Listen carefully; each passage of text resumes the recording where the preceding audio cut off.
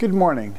I'm Christian Chaffee, and I'm here to help you learn about how to make money with your spare time dealing with fun art and antiques that you can also enjoy in your home. To start with, I'd like to say one of the best investments you can make at any antique show are old auction catalogs. The reason is because in the catalogs you will see images of paintings that people have desire to buy. They're by famous artists, but you don't have to have a famous artist painting in order to have a saleable painting. What's important is that you have the look. So remember, when you go to your antique shows, you'll see guys selling tables covered with old auction catalogs. This is what you want to spend your money on if you don't know what you're doing. I'm going to go through the paintings I bought last Sunday, which was yesterday, at Ventura the 29th, and you'll see some things that you should have bought.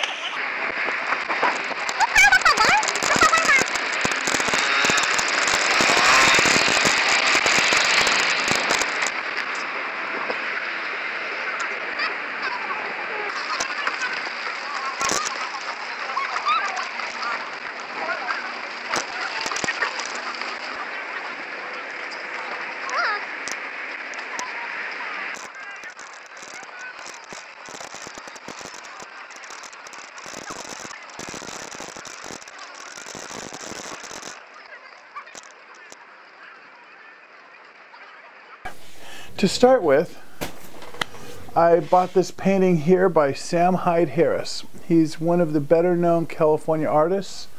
It's important to learn names, and the way I learned this name was by going through old auction catalogs, and I found some years ago and it just kind of stuck in my head. So when I saw one, I knew to grab it. But you cannot try to remember all the names in art, so you have to do it differently. What you do is you look for the look. Now, here we have a fire screen. This is all hand painted on a leather type backing. Beautiful birds. It's not signed that I can see. In fact, I didn't even look for a signature because normally this kind of art is not signed. But it's very decorative. Hello, Nugget. Come here, little guy. But here you see these stylized Art Deco birds in beautiful bright colors. You have cherry blossoms in the background. It's just appealing. The frame is beautiful. There's a few nicks to the white gesso, but it dates probably from 1925 to 1935. I found this for $75. It's a no-brainer.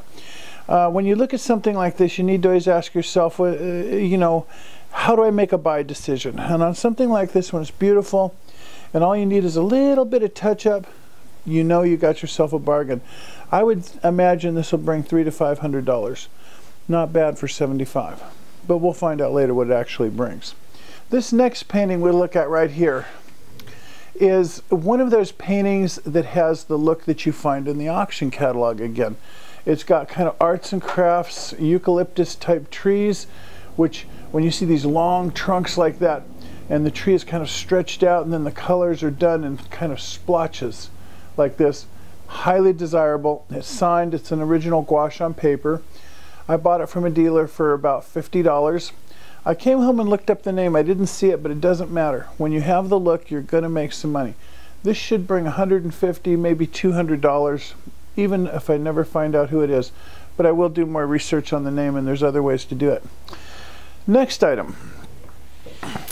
found this beautiful California Impressionist painting. People specifically love California art. I've talked about this before.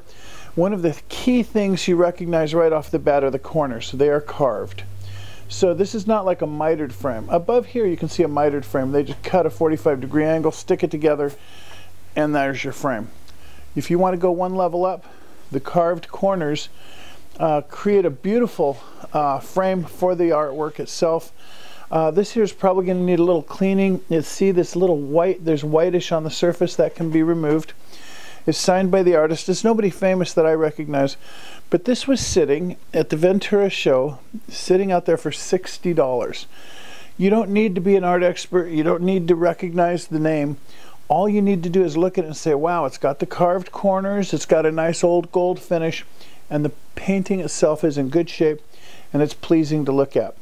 So I bought it for $60, and without doing anything to it, I'm sure I can get about $300 for this, even as an unknown artist, just for the appearance. The next item up here I picked up is an early photograph, and it's called a silver gelatin print. And the reason they call it that is there's a sheen on the surface of the actual photograph, which is silver oxide laid down on paper, which is an early photographic technique.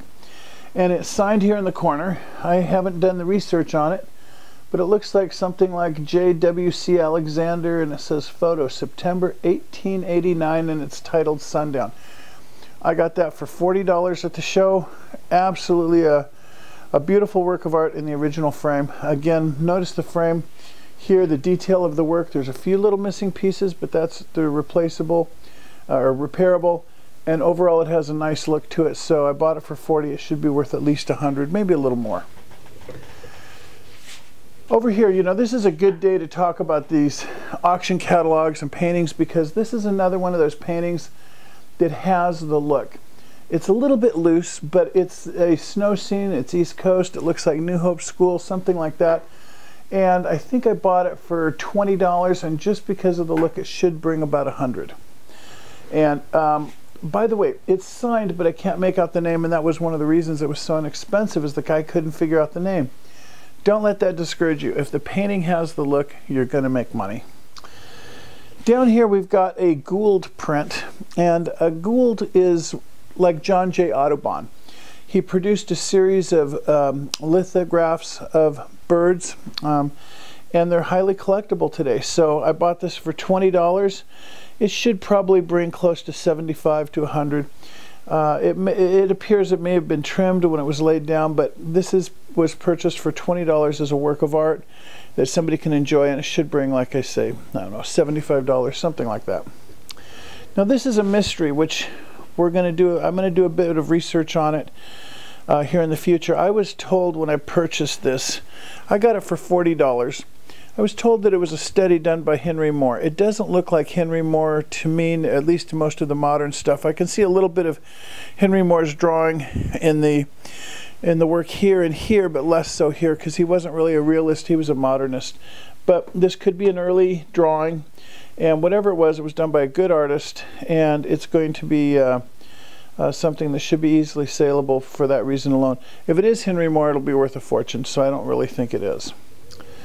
Next, we have this Tahitian woman done in an impressionist style. Again, this reminds me of paintings I have seen in many auction catalogs.